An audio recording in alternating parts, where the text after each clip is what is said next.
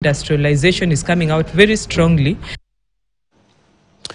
Na kuanzia Mombasa kuwa mwenyeji wa tamasha la kimataifa la Juma la Utalii Duniani hadi Kwale kukaribisha takriban vijana 10,000 katika tamasha la kila mwaka la Summer Tides, tamasha la Maulidi huko Lamu na mji wa Malindi katika kaunti ya Kilifi kuwa mwenyeji wa zaidi ya watalii 500 kutoka mataifa 39. Mji huo sasa unatarajiwa kukaribisha kongamano la utalii baina ya Kenya na Uganda. Sekta utalii na utamaduni ukanda wa Pwani ikiwa inapigwa jeki mno.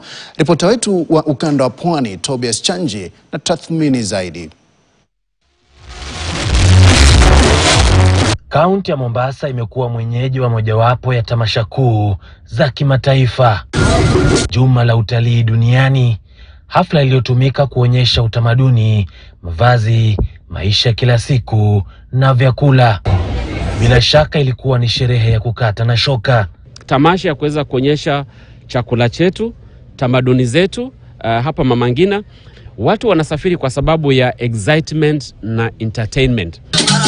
Malindi, mji unaofuata kwa ukubwa wa kiuchumi pwani ya Kenya baada ya Mombasa, nao umekuwa mwenyeji wa zaidi ya watalii 500 kutoka mataifa 39 katika kongamano la kiutalii ambao pia walizuru sehemu mbalimbali. We've got over 500 people joining us over the next few days for meetings and for content and for education and to showcase this wonderful part of Kenya. I always say that we are very proud to be one of the very few destinations in this area where you can have breakfast on the beach, lunch in the park, watching game and dinner on the beach.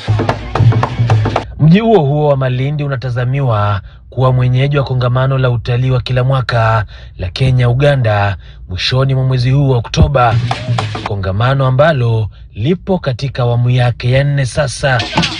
Wakati huu wadau wa utalii wa mataifa haya mawili hupata fursa ya kutembeleana kwa kipindi cha majuma matatu ambayo huhusisha kutalii vivutio na kujionea tamaduni. Kutokana na hatua hiyo, idadi ya watalii baina ya mataifa haya imeongezeka, ambapo Kenya imekuwa ndio soko kuu la utalii wa Uganda, huku Uganda ikiwa nambari 2 kwa Kenya baada ya Marekani. The purpose of this partnership has been to promote complementarity between Uganda and the Kenya coast in the area of tourism, because we know the tourism products in Uganda. Right now we are here in Murchison Falls. We have different products in Uganda and the Kenya coast. Kaunti zingine kama Kwale pia zimeibuka, sio tu katika tamasha bali kwa vivutio kama hivi vya wageni kutumia baiskeli kutembelea vijiji na kuona jinsi watu wanavyoishi katika uhalisia wa tamaduni zao, kuanzia watabibu hadi mapishi ya kitamaduni. First market, then to a school. It was a very good. Utamaduni na utalii ndio uti wa mgongo wa uchumi wa pwani. Je, hali hii itasalia? Tobias Chanji, KTN, kaunti ya Mombasa.